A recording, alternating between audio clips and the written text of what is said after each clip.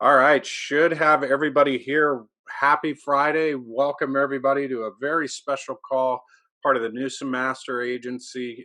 We've got a lot of people on here. I'm Nate Hall, direct to Tom Hall, Ayers and Cicely Newsom, part of the Delaney Pritchett hierarchy, and just so honored to be so. Got some great people on this call today. They're going to provide a little motivation. Let's be honest, times are a little weird right now. It's a little different for all of us. I don't think any of us saw this coming. And some of you are facing adversity. Some of you are facing some challenges with doing online meetings, but an equal amount of you are having a lot of success with it. And we just want to provide the roots of symmetry. We want to talk today about how some of the people here have become ultra successful in this and how each and every one of you on this call are going to be on that same journey and be able to do the same thing. So I want to hand this off first to my good buddy, regional agency director, a guy that I have counseled with many times and has provided me a ton of support and challenge over the last few years, ever since he walked in the door. And that's my good friend, Tim Penso. Tim, do I have you out there? Yeah, I'm here, buddy. Can you hear me? Yeah, man. Tell us what you know. Tell us what's good. Lots good, man. Thanks for having me on. Tim Penso, direct to Ayers and Cicely Newsom. I'm going to try not to talk too much today. You know, you guys heard from me a little bit yesterday. I'm excited to hear from the other speakers today that we didn't get to hear from yesterday. But yeah, just a lot's good, man. You know, it's an interesting time in the world, but like a lot of good's going on. Like I go for a ride every morning just to get out of the house, and I'm coming through the intersection, rushing back here, and this guy, like I'm in the city of Boston, this guy's truck, pickup truck full of wood, just like flies all out the back of his truck, and like I kind of live like not in the like the hood, but I'm not definitely not in the Beverly Hills, and so you had everybody, all these different races, like outside at that time, and they just rushed to the middle of the intersection to just start helping this guy get out the car. And there's all these people just like, you know, I'm trying to keep my 6 feet because I got a low immune system, but we're all just like helping throwing this wood in the back of this guy's truck. And and everybody's like, oh, thank you, thank you. Everybody's just like coming together. And you just see that all across the world right now, even with this call. So there's a lot of good going on. It's really easy to focus on the bad. And that's like what Tony Robbins was talking about the other day. He's like, you know, people have always been dying. Now they're just putting body bags on the news, you know, and I don't mean to be so abrasive or diminish what's going on. But, you know, it's really sad what's going on, you know, but there's like, I think 600,000 people that die like all the time from heart disease a year. If you look up how many people die from car accident, like, you know, the media will really try to control you if you allow that. And I touched on that yesterday. You know, it is sad. People die. It's part of life. You know, it's hard. But when they're advertising that day after day, it's easy to get feared, have fear, get locked in, and you know, fear really just paralyzes people. You know, and if we could take that and channel that inner, you know, inner energy to get that out to really help make an impact on the people in the world. You know, we could do some special things when we already started to do that.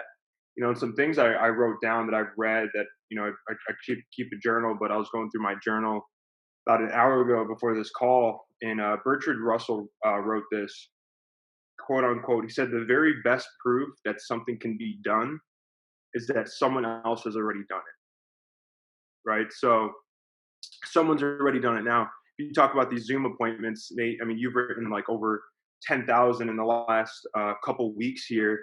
You know, I know Rex Knight has killed it. Danielle Pinard that you see here, it was her second or third week. She wrote like over 8 grand this week. Like that's incredible. She's never been in a home before, brand new. Like that's incredible.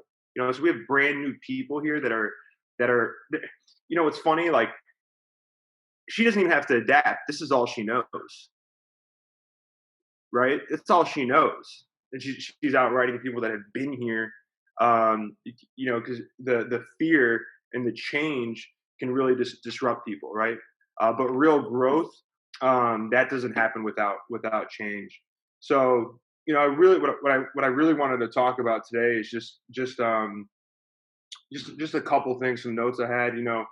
Some things that I always tell myself. In order to go up, we have to show up, right? In order to go up, we have to show up. And everybody can show up.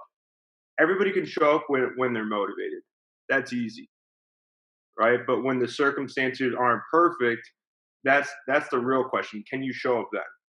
Can you show up when other people won't? Can you show up when other people don't? Because at the end of the day, it's like this is all going to pass. And there's people like Nate. You've asked some people to get on this call. And maybe it's at conference, and maybe you get invited to something, and maybe you don't. That those thoughts go through our head. I've been there.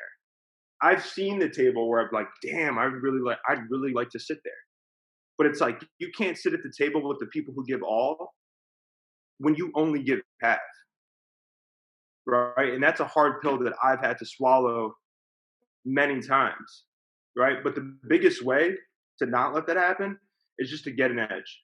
And to get an edge is just showing up when other people don't. That's why the last 5 years, I've been in this business 5.5 years. I just started taking Sundays off in September. And that's because Danielle was probably going to leave me if I didn't. So it's like, and sometimes people, and this isn't about me at all, guys, but people will be like, oh, wow, must be nice. Your third year at Symmetry, you crushed it. You made over 400 grand, like, great job. Like, that's incredible. That must be nice, man. I want to do that. Are you guys hiring? Oh, I want that. Okay, do you want the result, or do you want to work the last 4 years of Sundays? Do you want to miss family members' funerals? Do you want to not show up to people's weddings that you were invited to? Like, let's be honest. What do you want? Do you want that level of sacrifice? I'm not saying, guys, like that you have to go to the extreme. I had a lot of learning as a young man. I regret missing the wedding. I regret missing my grandma's funeral. Those are looking back, that day of work wouldn't have really changed anything. But I will tell you, it was the psychology of that level of discipline that changed everything. So the last couple of things I wanted to talk about when it comes to showing up when other people don't is a lot of people think that it's motivation, inspiration, action. Motivation, inspiration, action. And that's a 3-part moving chain. Sometimes it's motivation, inspiration, some action. But I will tell you, a lot of the people that are winning at high levels in this company, a lot of the times now, it's just action, motivation, result, passion. Right? Like when Ian Graham, he crushes it with interviews, but it's like, I know there's days when he's like, man, I don't really want to do these share the plans. Like, I doubt he's like fired up and motivated to do them. Like, no, right? Like, who's really fired up and motivated to get on the phones? But what happens? It's action, inspiration, or action, motivation, then inspiration. And at the end of the day, think of anybody that's at the top. Doesn't matter if it's like, geez, rest in peace though, like Kobe Bryant, one of the best, right? Michael Jordan, Tom Brady, Bill Belichick, actors, Jim Carrey, Tom Cruise, Adam Sandler, anybody who's done anything great, like it was exhausting for them to be great. Just exhausting for them to be great. And if you really want to be great here and you want to make that decision, be real with yourself. Be a player and not a pretender.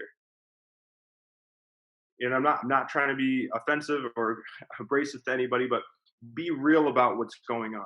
Be real about the work that we're putting in. I have to check myself every week, and so bring people around you that are going to do that. Right? I know 5 hours of work is 25 share the plans. Right? So 5 hours of work is 25 share the plans. A lot of us just got 5 hours of driving time freed up. Right? Or we'll we'll see people get on the phones, Nate. They'll make 50 dials over the course of 8 hours. They say, oh, I was working all day. No, you weren't. Like, come on, let's be real. Don't play now. You weren't working all day.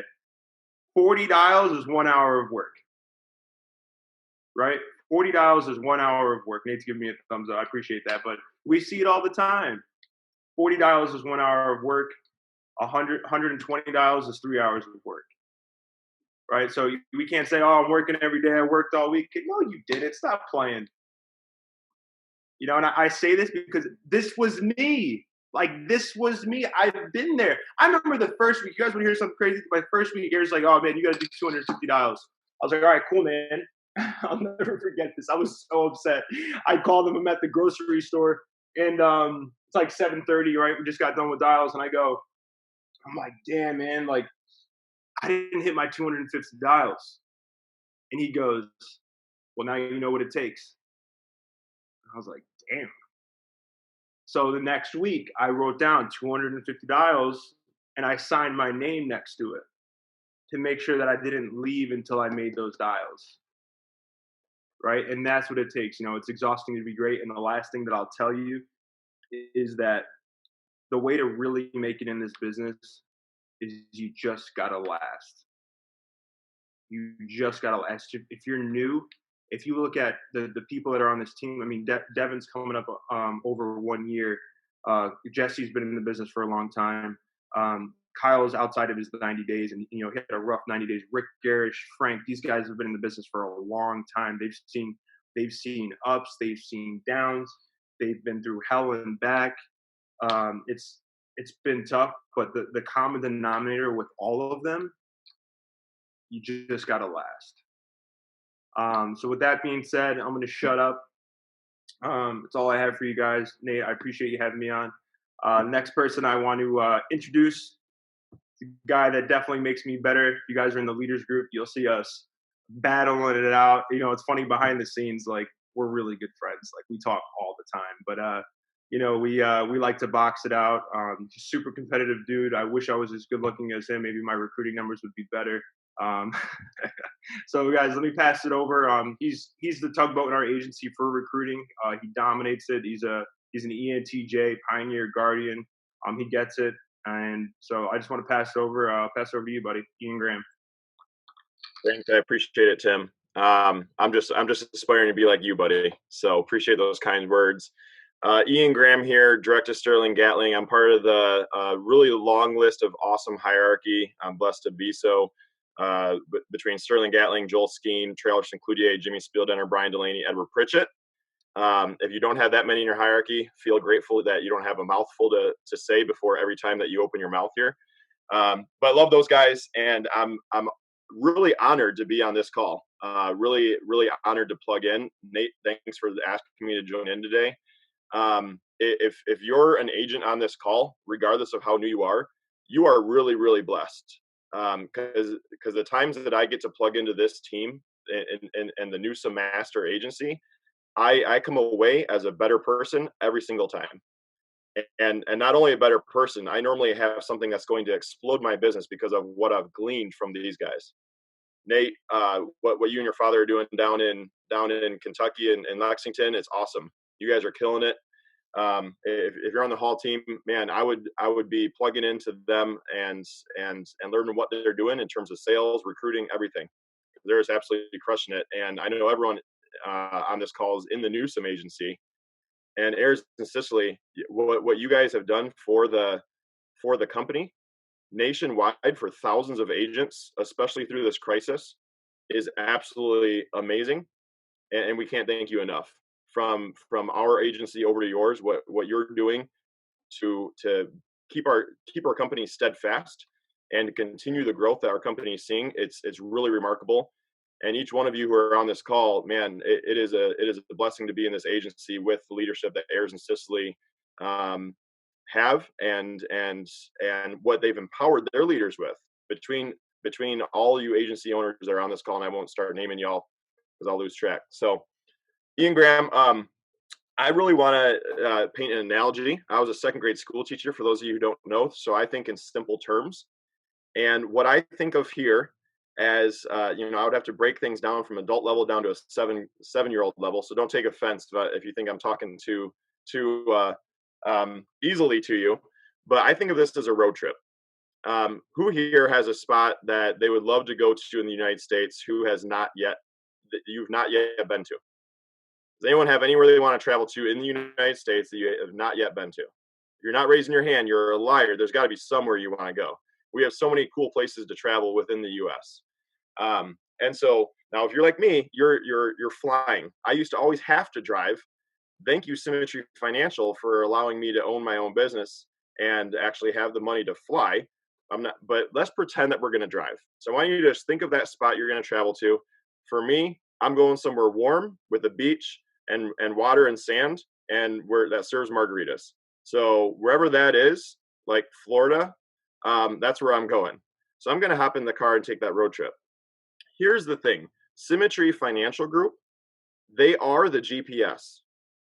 Hopefully, all y'all are going to be putting in the location to your GPS and letting Siri guide you, or else you probably aren't going to get there very efficiently. Now, when you're on a road trip, if you are taking a car ride to somewhere where you really want to be, you have never been there before, and you are just pumped to get there. Are you going to just kind of take your time, dilly dally? You're going to be driving 60 miles an hour, or are you like amped to actually get there because you want to start your vacation? Right? It's probably the latter. You're looking forward to getting there. You want to get there the most efficient route possible. Symmetry Financial Group is that. And here's the cool thing. I'm guessing everyone on this call, all 71 of you, know how to drive a car, which means that all 71 of you can get to the destination you want to get to here within Symmetry Financial Group. This is not some situation where someone comes in better than someone else. We're at a level playing field because we all have access to Siri, and that's Symmetry Financial Group. That's the training calls that we have on a weekly basis. I'm preaching to the choir because you're on it, but you're plugging into that system. The cool thing is we get to throw in our personality. We get to drive the speed we want. We can jam out to the music we want to listen to and add that flavor to it, but following that proven system to get from point A to point B. Point A is where you are in life right now. Point B is where you want to get to. Now, some noticings, I don't know what's happening in this agency, some noticings in my agency during the past 3 weeks. What I've noticed is I have about a quarter of my agents who haven't done a single thing.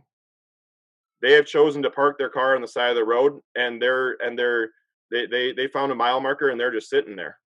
They still see the destination they want to get to because it's still laid out for them on Google Maps. Symmetry Financial Group is still laying out exactly how to get where we need to be, but they've chosen to sit back and wait just on the side of the road. I would say about 50% of my agents are doing a little bit, but they're doing less than they did before. And I get that because fear of change is a real thing. Change is uncomfortable. You're getting outside your comfort zone. However long you've been here, you learned it one way, and I love that. I don't remember who you said it, maybe Danielle, Tim, in her second week, this is what she knows. That's phenomenal. If you're new on the call, man, that you're learning this system over video, over phone, and when you go into the home, when all this clears up, you're absolutely going to destroy the leaderboards because now you have that personal touch that you're learning how to do this the hard way, which is amazing. But to you, you don't even know, and you're going out and crushing it. So awesome work, Danielle. But everyone's running their own race. Everyone's driving a different speed. What I want to impart onto you is don't compare yourself to others. If you're new and you didn't have the results that Danielle had, that's okay. You're not in her car. You're driving your own car. If I compared myself to Tim Penso in his first year here, they issued over $1 million. Correct me if I'm wrong, but did you write over $1 million and like issue just less, or you issued like net placed over $1 million in your first year with the company? Right. Yeah. Which is I didn't write that off. The team. Yes. Yeah, the Penso agency, you are directly correlated to that business being issued because of you being here. Over $1 million written and submitted in the first year. Do you know how long it took me to find my first writer? I started building my second month here. I was a new agent in May of 2017. I started building in June of 2017. My first writer showed up in December of 2017. I did not have the success Tim had.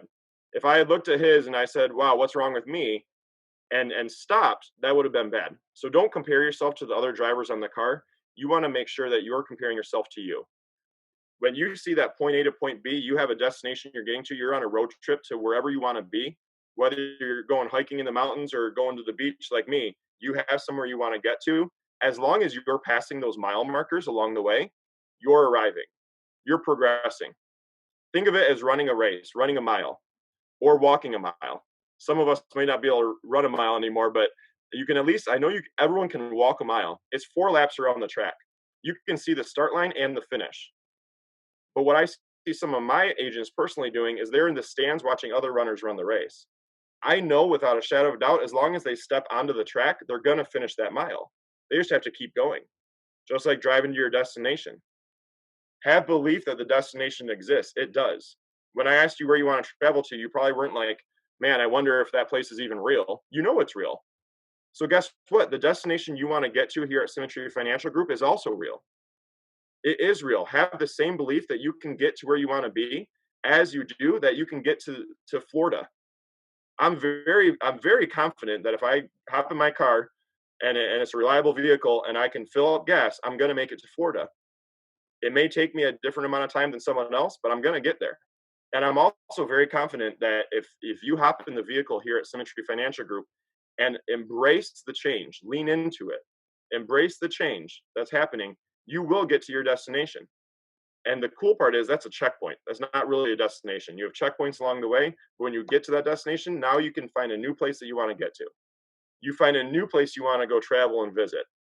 So a year from now, when you have absolutely crushed your goals here at Symmetry, you get to set new goals to go travel to. And I guarantee you can get those too. But just like Tim said, some people aren't going to do it because there's only 2 types of people here. There's winners and quitters. There is zero losing. You might tell yourself otherwise, but there is zero losing here at Symmetry Financial Group. If you don't win here, you're a quitter. And sorry for being bold. I hope this is okay, Nate. But it's literally impossible to lose. We have seen all walks of life, all backgrounds, all skill levels, all different types of prior knowledge, prior experience. I had 0. And as long as you're coachable and have a work ethic, as long as you're willing to drive that car, you got to stick the pedal to the metal. You have amazing mentorship on this call, amazing leaders. They're not going to drive the car for you, though. What they will be is a passenger in your car. Symmetry Financial Group is Google Maps. And your mentor, your growing upline, is a passenger in your car as long as you ask them to be. Because they're not a boss and it's not their job to micromanage. But as long as you say, hey, I'm going through this change, it kind of sucks. I'm outside my comfort zone. I know I can do it though. Ian says so. And he's right because he's an ENTJ. So I know I can do it. Sorry, that's my personality coming out. I know I can do it, but I don't know how. Can you hop in the car with me and can you help guide me along that Google map that Symmetry Financial Group has laid out? And they're willing to do that as long as you're stepping on the gas. Because guess what happens? If your mentor hops in the car with you and you will not put your pedal to the metal, if you will not step your foot on the gas, if you don't even turn on the car, like I'm seeing some people do, they can turn the steering wheel all day long, but y'all ain't going anywhere. As long as you're turning on the car and willing to step at least a little bit, they can guide you.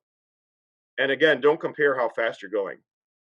It's uncomfortable. We get that. And so as long as you're moving forward, you're moving in the right direction with guidance of your mentor, you're plugging in, you're being coachable, you're on these calls, you're asking them for help, you're letting them know, hey, Tim, you know what? If you notice me going off the road, if you notice me take a wrong turn, can you just let me know, buddy? Can you let me know so I can get back on track? That's all you got to do.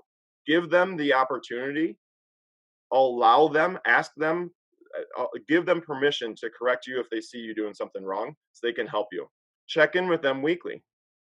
And if you're not tracking on the activity reports, there's nothing for them to help you with. So first, you got to be a tracker. But as long as you're tracking your numbers on the activity reports and you can share that with your mentor and say, hey, here's my results. Can you help me improve? They're going to help you improve.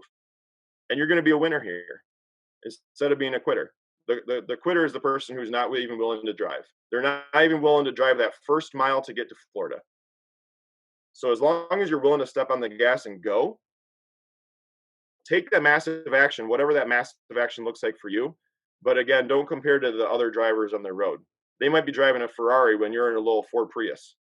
I don't even know if a Prius is a Ford. I don't know, a little small car. Um, so I want to make sure that you guys are passing those mile markers. I have people in my agency like Chris Morgan. The second week of coronavirus, he booked 42 appointments. 42 personal record. And he was calling every day to set up the next day. Hark, that's what Symmetry Financial Group is recommending. Record number of appointments. He sat, I don't know how many homes he sat, but he wrote 19 apps for 19,700 APV. A record amount of apps for him, a record amount of APV, and a record amount of appointments set. How is that possible when all this bad stuff is going on? It's not all bad. It's in fact great. Just like Brian Delaney's been saying for weeks, it's shortened the sales cycle. Just like Cicely's saying for weeks, this has gotten us even more efficient, where we can help more families in less amount of time, as long as we're leaning into that and willing to drive that car towards that destination. So make sure that you guys are doing that. I really appreciate the Newsome agency, man. Every time I get around Ayers and Sicily, the self growth that I go through is remarkable. I'm honored to be on this call.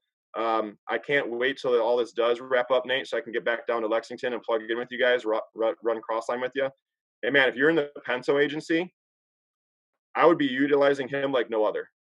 I would be utilizing him like no other, because that dude built $1 million agency in 1 year. If you're anywhere in his agency, whether it's AO, key leader, veteran agent, brand new agent, man, I would be now, as long as you're doing stuff, as long as you're embracing MACC, I'd be reaching out to him and asking him what he knows and asking him how he can help you, because there's a lot of wisdom that man can give you. And finally, I want to introduce a good buddy. One of the most impactful times for me here was the Leadership Summit of 2017. And there was a circle of people just around before everything really got kicked off, just hanging out and talking. Rex Knight Jr. was one of them. And I'll tell you what, the two audios, I'm not a sales guy. I'm a school teacher. I was never an expert in the field by any stretch of imagination. But my two audios that were kind of my lifeline when I was really, really bad in the field, and what actually made me to be average, were How to Avoid the Dreaded Think About It by Rex Knight Jr. and Role and Purpose in the Home by Ayers and Cicely Newsome. I listened to both of those. If I had to put a number on it, I would say probably 500 times. It's well over 3 figures. I would wake up in the middle of the night quoting Rex Knight Jr. And Jenny's like, "What is wrong with you?" That didn't really happen, but I felt like that actually could. And so the dude Golden Pen Award winner with the company, he knows exactly how to get results here. I just want to pass it over to you, buddy, Rex Knight Jr. Hey, thanks. Ian is a stud. I get to go third in line behind those guys. Are you kidding me? I'm Rex Knight Jr., Director Ayers and Cicely Newsome, part of the Delaney Pritchett hierarchy. Very blessed and honored to be so. Guys, what you're getting to experience here is the best of what they do. And what I'm going to try to do is hopefully bring some energy around some ways you can continue to win and innovate and stay ahead in these times, okay? So first things first, guys, I want to say this. You either innovate or you die. Did you hear me? You innovate or you die. Simply put, that's it. If you're not willing to evolve, to change, to innovate, you're going to die on the vine. All right. And as an ESTP, one that's maturing, it's really tough for me as a guardian to embrace change when things work well the way they've always worked well. And so I know all too well. I'm stepping on my own toes today. It's really tough for me to embrace change. What do you mean I have to do Zoom webinars and telesales? I love sitting in homes. I love drinking sweet tea. I love shaking folks' heads. I love looking them in the face. Yeah, but that's not where we're at today. So you have to innovate or die. All right? Guys, I want to share a couple stories with you because I think stories are amazing. So I'm rereading this book this month, Developing the Leader Within You by John Maxwell. Phenomenal stuff. So when Nate reached out to me, I already knew a couple stories in mind that I wanted to share with you guys. And the first one being this. In the 1940s, guys, there was the Swiss watch companies Okay, were the best and most prestigious watches in the whole world. All right, to the tune of 80% of the watches sold worldwide were made in Switzerland. Think about that. 80% of the watches sold in the whole world was made in this one small country. Okay. And in the late 50s is where the technology for the digital watch was presented to them by the inventor of it. Okay. Um, they, of course, refused because they were, basically, hey, we're top dog. We make the best stuff out there. Why in the world would we want to innovate and change? Right? What we're doing is working extremely well. No, thank you. We got this. All right. Um, and as the story goes and continues to progress, I'm not going to share all of the minute details. The gentleman sold that idea, that technology to Seiko. Okay, guys, in the 1940s, Swiss watch companies employed 80,000 people. 80,000 people. Okay, today they employ roughly 10 to 12% of that. Think about that. And now 80% of the watches are digital. Right? There's tons of stories. Kodak. You can think of a story after story of people, companies, inventors, successful people, successful companies, successful owners who chose not to adopt new ideas, new strategies, new out of the box thinking, and they died on the vine. All right. And guys, today, 2019 only, okay, Apple is not a watch company, right? Apple makes a lot of things. I know this is funny to Nate Hall and Tim Pence. I just found out yesterday that I actually had an Apple phone. It's kind of funny. But, for years and years, I've been a Samsung guy, and I still like Samsung, right? But I had now an Apple desktop, an Apple Watch, an Apple phone. I'm a trader, whatever. I'll take it. Apple alone, who is not a watch company, outsold all the Swiss watches combined last year by 50%. 50%. They dominated 80% of the market in the 40s and 50s, and now they make up maybe 3 to 10 to 7% of the whole market. Are you kidding me? Again, guys, the moral of that story is you innovate or you die. You evolve or you die. You change or you die. And as leaders in the company, AOs and above, key leader, whatever you are, top producer, lead producer, whatever title is attached to your name, whether you've written your first policy or you're Edward Pritchett and you lead a massive organization, we have to lead from the front. We have to embrace change early. And it's not easy for us as leaders. We didn't get a book 3 months ago that said, hey, this is how you lead people through a recession. This is how you lead people through a pandemic. This is how you lead people through changing everything they know about our sales cycle. We didn't get that heads up. All right. Just like all the people that are suffering physically through this illness and this pandemic, we had to embrace change as it came around the curve and blindsided us. Right. So we're all in this together. The beauty of all of this is that you guys are experiencing change as rapidly as you are alongside of us. This is why this company is designed to grow and build leaders. We're not looking to lead people, we're looking to lead leaders and work alongside of other leaders. Okay, that's what we're looking to do in this company. And there's so many people at the top getting results and so many people all the way down getting results. Guys, just like in the beginning, your first 90 days. If you find yourself on the phone on this webinar today, in your first 90 days, then you're at the best place you could ever be, learning with all of us, okay? If you've been here for 9 months or 9 years, it doesn't matter. We're all at that new learning curve. We're all having to embrace change.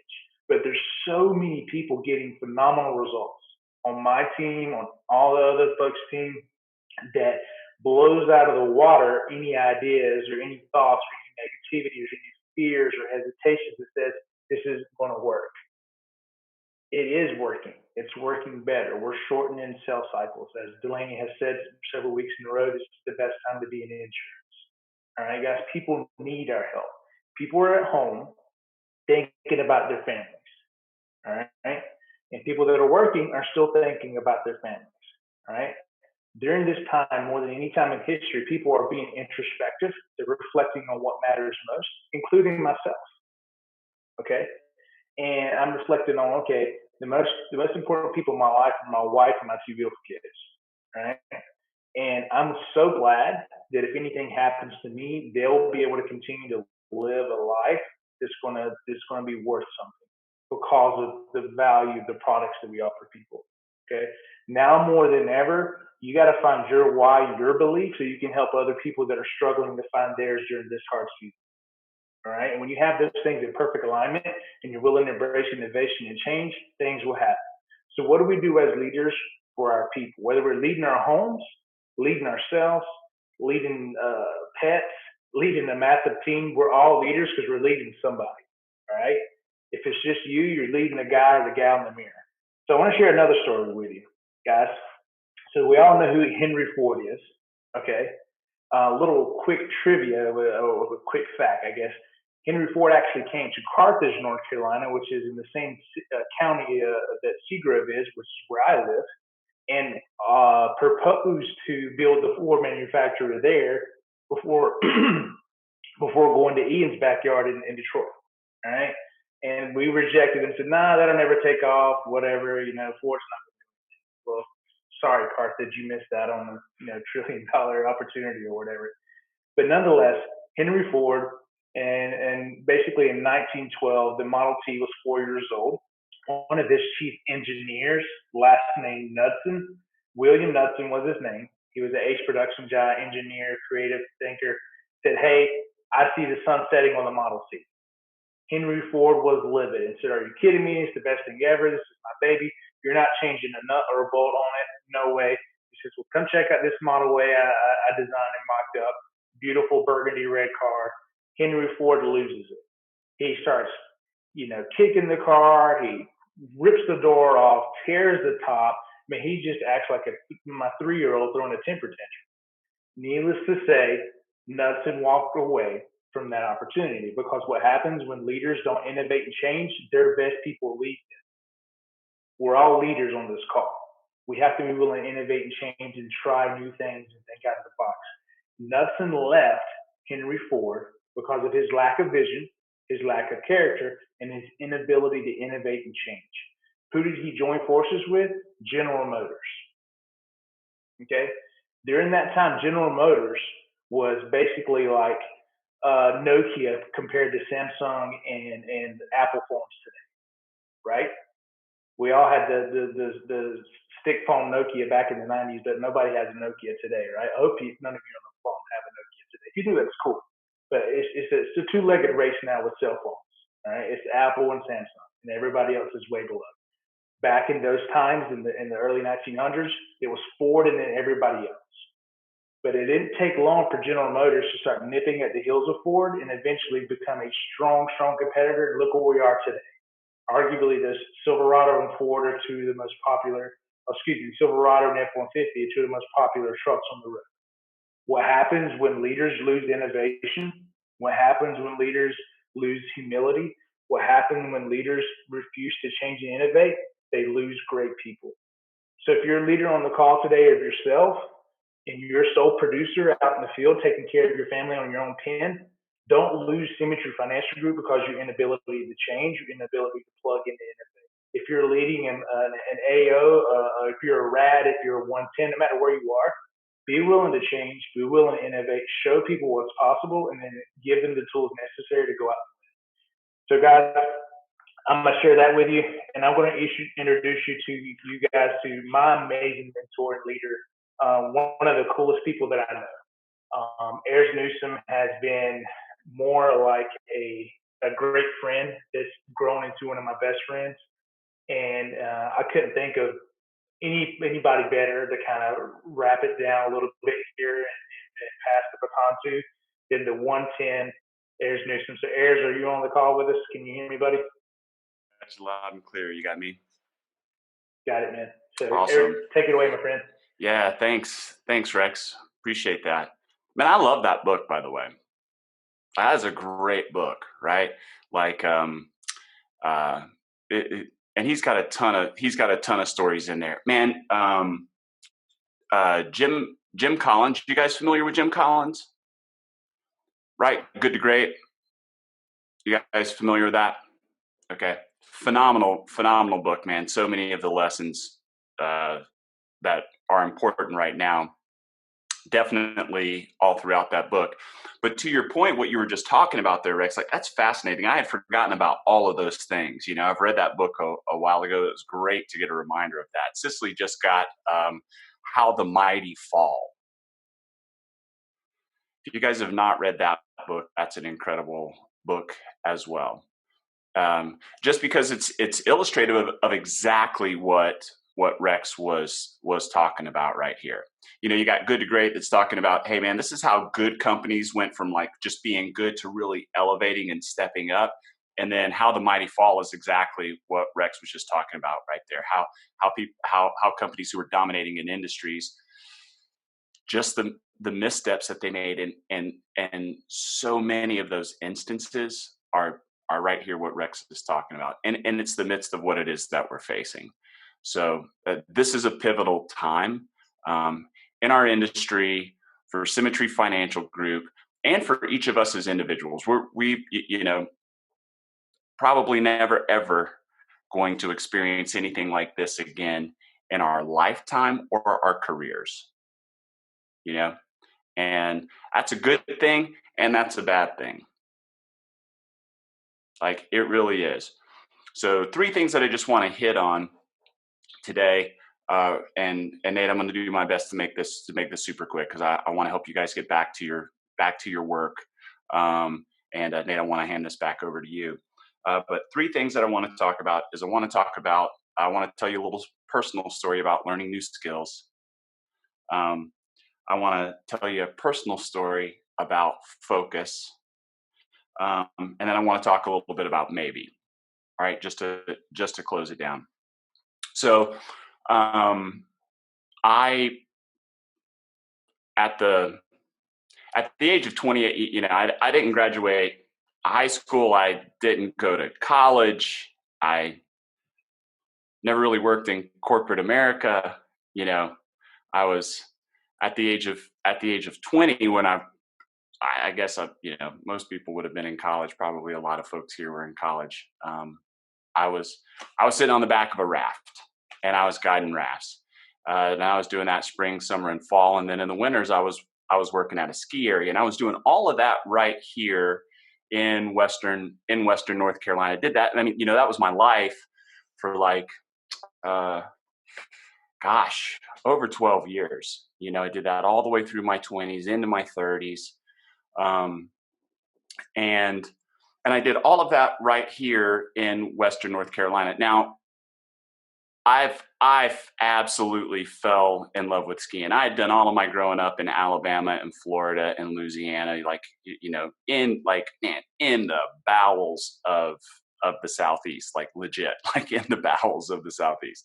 And when my dad had moved to Western North Carolina and told me he could see a ski slope from his back porch, man, I was stoked because I had spent my whole youth reading surf magazines because I had I'd grown up on a beach in Florida, and the part of it wasn't great surfing around there. Like looking at pictures of Hawaii, but I'm sitting on a beach in Florida. You feel me on that? Like we're talking about waves. Okay. So I had these visions, right? Well, next thing I know, man, I'm transitioned and I'm into snowboarding. Okay. And I started working at a ski area. I started initially as a ski instructor, and eventually wound up on the pro patrol locally around here, where I was a ski patrolman, for the actual resort.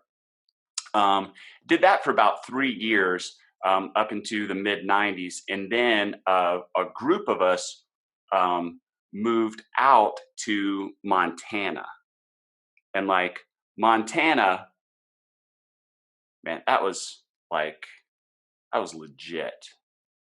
It was real snow. It was big mountains. The pros that were in the magazine showed up around there. Like it was elevating the game, And I really wanted that. So I moved out to Montana. Now, the thing about any ski area is that it's not always going to have just like epic winters. It's just not. You're going to have thin winters from time to time where you just don't get a whole lot of snow. And in a ski area, when you don't get a whole lot of snow, there's portions of the mountain that they just shut down because you can't ski it. You don't have enough snow. And I'd already been skiing on the mountain for three or so years, and I was excited. I was jazzed. I had learned some skills and I could ski. And then when they told me like, hey man, this is going to be we may not be opening most of the mountain for half of the season. All of us were devastated. It was such a thin opening to the season. And so one of the things around the culture in that ski town, which I'm so grateful for, one of the things around the culture was, hey, what we do when this happens is we all pick up a different discipline. So what does that mean? Well, if you've been a skier on 2 skis for your whole life, this is the prime opportunity to learn how to snowboard. If you've been a snowboarder and that's all you've ever done, this is a prime opportunity to learn how to ski. So we've got people that are swapping gear back and forth, trading, because we're all going to be on these lower level runs. And we needed something to challenge us so that it would keep our attention, it would keep our focus, it would keep our motivation, our inspiration, and it would literally bring us joy. Because if we don't have enough challenge in our lives, people, something where we can prove to ourselves that we're improving, we are not happy. Okay? So just recognize that. We all experience this. This is just a human experience. So as an entire community, we're all swapping gear. So not to get too technical or deep into the weeds with you, there's another skiing discipline. It's called telemark skiing.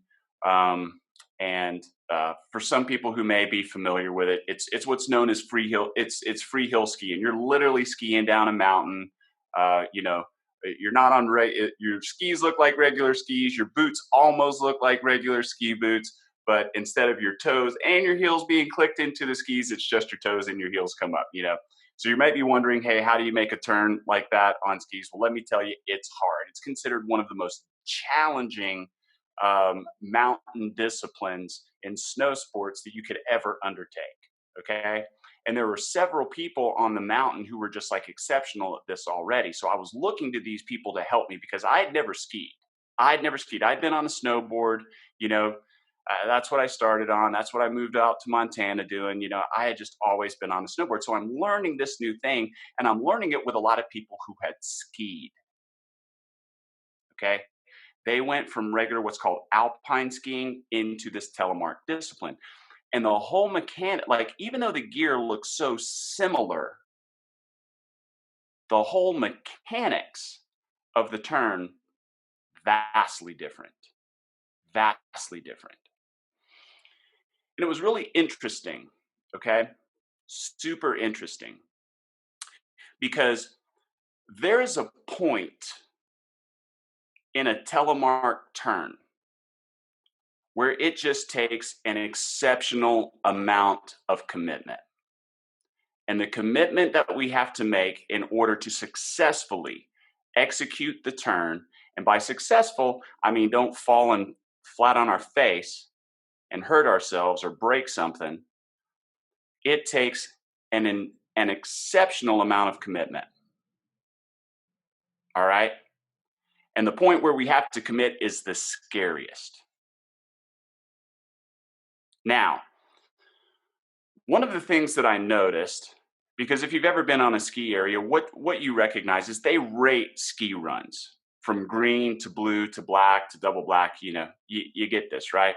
So understand that most of the black and double black stuff is closed. That's why we're all changing this gear. So we're all on blue terrain, learning new stuff, falling all over the place. Like that's just it. So we're in packs because like there's packs of us who've never snowboarded before, packs of us who've never skied before, packs of us who've never telemarked before. Okay? So I'm running in with a pack of these telemarkers. I'm the only guy who's ever been on a snowboard prior to this. Everybody else has been skiing since childhood, you know?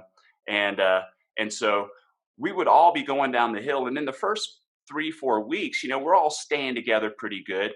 But at a point in the turn, one of the things that I recognized is every single one of these guys who had grown up on skis, when they got to that point in the turn where they really had to commit, because if you commit and you don't do it right, you fall. When you really have to commit, when they got to that point where it really took the commitment, or they'd fall, they'd switch back to the turn that they knew. They'd revert right back, default to their alpine technique. That's what they did. They went back to their default. What I know, because this is scary. And they would not allow themselves to fall. Okay? Me, on the other hand, kind of like you, D, like I didn't have alpine skiing experience. I didn't have something to fall back on. All I had was just fall. So I would fall. So I'm going around, man, and I'm asking guys, because we've got some killer skiers up here, killer telemark skiers. Like, these were the guys I was looking up to. And I'm going around and I'm asking them, hey man, give me one tip, give me one tip, and I'm getting things from like, oh, you got to really put your weight on your pinky toe, or man, you've got to lead with your chin, or you got to punch that other hand down the hill, that opposite hand. I'm getting all of these things. Finally, there's this one guy, and every ski town's got this guy. He's, he probably ate too much acid. You know what I mean? He's just like, they're in every ski town, and this guy just happened to be on telemark skis, and I just asked him, his name was Brian. I was like, Brian, dude, what's the one tip? And he goes, oh man, that's easy, man. That's easy. You just got to fall down about 1,000 times. And then after 1,001, well, hey, you're telemarking. So we fast forward to about 3 months, and the rest of the mountain is opened. And the pack of the guys that I'm skiing with, we're all, so we're sticking to the discipline now, right? Like, that's the whole idea. We've started with a discipline, so we're going to stick the season out in the discipline. That was the culture. It was killer. So I'm skiing with the same pack of guys. We get back up to the top of the mountain, and I am a substantially better telemark skier than any of these other alpine guys are. And I'm going to tell you something, guys. This is something that I fought for most of my youth. I am not that athletically inclined. Like, I got to work hard on sports. Like, I just do. It's just not a natural inclination that I have. I just don't have it, right? I always envied people that had it. I didn't have it. I had to work. But I'm a significantly better skier than all of these guys that I've started with. I didn't step onto a pair of skis until I was in my late 20s.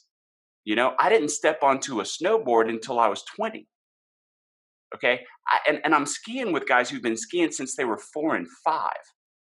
And we're on double blacks up in Big Sky, Montana on tele skis, and I'm out skiing them. And the only reason I'm out skiing them is because I had no other option but to allow myself to fall.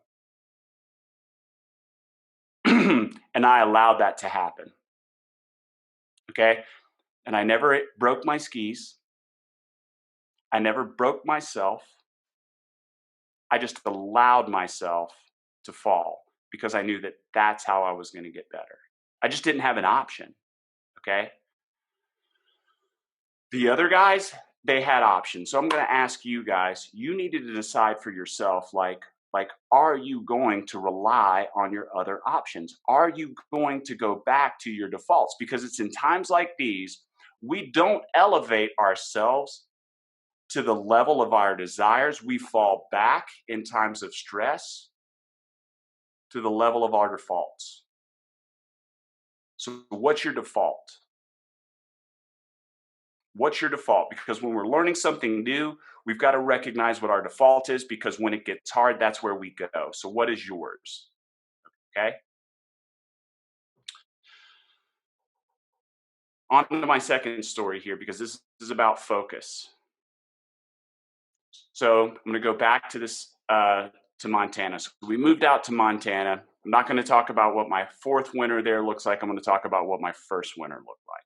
So we get out there, and we go out there with a group of guys. Okay, like a few of these people have already been in Montana for several years, and they take a pack of us out from North Carolina out to Montana. So I mean, it's like, man, we are, imagine country bumpkins in New York City. That's what it felt like for us. Like, we were just so out of place there, and it was one of the most epic winters that area had ever had. We didn't see the sun for the entire month of December and for half of January. Okay, because it was just snowing. Okay, so when the clouds finally parted, the sun came out. When it wasn't snowing every day, eventually the upper portions of the mountain, where they can't get the grooming machines up in that area, that all gets completely skied out. It gets tracked up. It's not that fluffy, fresh white snow that you see in all of the GoPro videos and on YouTube and stuff like this. It's just skied out terrain. The only place to find that soft snow is in the trees. I had never skied in trees before in my life. I had never done that, Like, I was used to skiing in big, wide open areas. So my buddies are like, hey, man, we're going to have to go into the trees to find some soft snow. I was like, okay, well, let's go. So they take off. Mind you, we're all on snowboards now. And so we take off into the trees. And next thing I know, man, I hit a tree and I fall down. Well, that's it. They're gone. I can't see them anymore. They've left me. They've taken off. And these are the guys, like, understand, these are the guys that I wanted to be like. Okay? I wanted their level of comfort. I wanted their confidence. I wanted their abilities. Okay? So they take off. And I get back up, man, and I start skiing again. Boom, hit the next tree, and then the next tree, then the next tree. It took me 3 hours. I had to take my snowboard off multiple times. I was scared to death, thought that I was probably going to die in the woods that day, fall into a tree well, get covered by snow, just get completely lost. But I finally make it down to the bottom. When I make it down to the bottom, I see my friends. My friends ask me, and it was my raft guiding buddy, so I had a nickname back then. It was Catfish. They're like, Catfish, where you been, man? What's going on, Catfish? What took you so long? And I was livid. I was like, man, you guys left me. So what do you mean we left you? You were right behind us. I said, dude, I hit a tree, and then you guys were gone. My buddy said, well, what took you 3 hours, dude? Couldn't you see our tracks? Yeah, I could see your tracks, but I kept hitting the trees. And he says, you hit the trees? And I said, yeah. He said, well, why did you hit the trees? What were you looking at? And I said, well, I was looking at the trees, man. He said, no wonder, Ayers. No wonder you hit the trees. You don't look at what you don't want to hit. You look at where you want to go. We left a track for you. All you had to do was follow our track.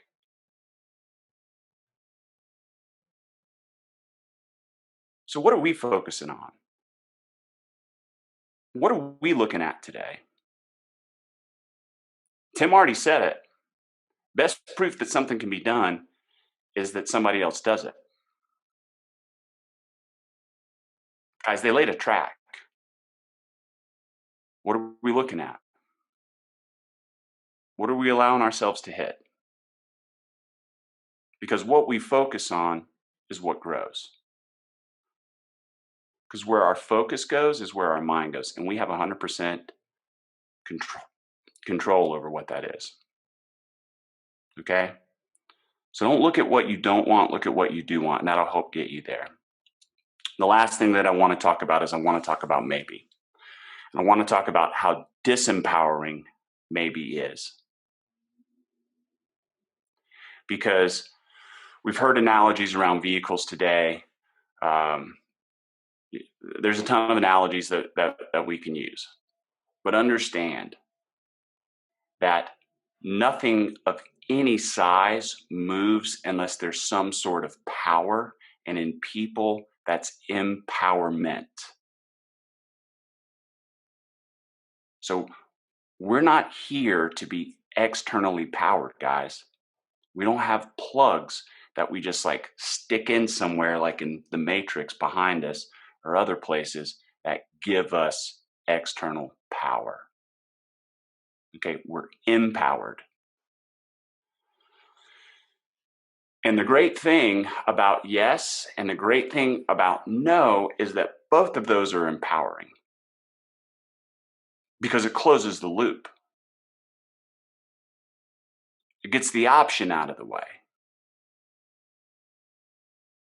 Guys, when we have in a circuit, when we have a circuit that's not completely closed, we have a leak.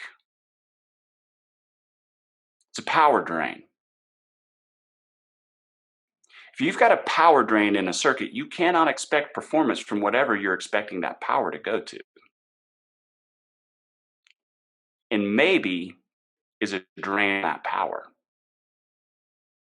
It does not allow the circuit to close. It doesn't allow the connection to be there. Maybe keeps us stuck.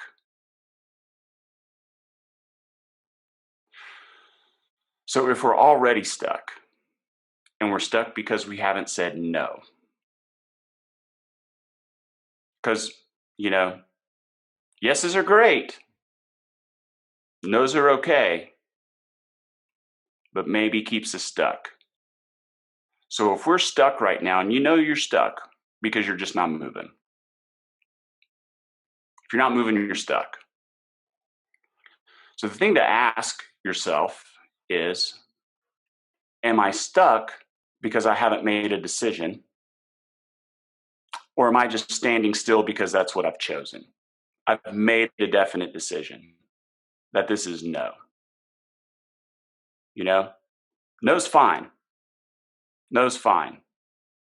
But don't allow yourself to stay stuck and frozen just because of a maybe. We've got proof out there.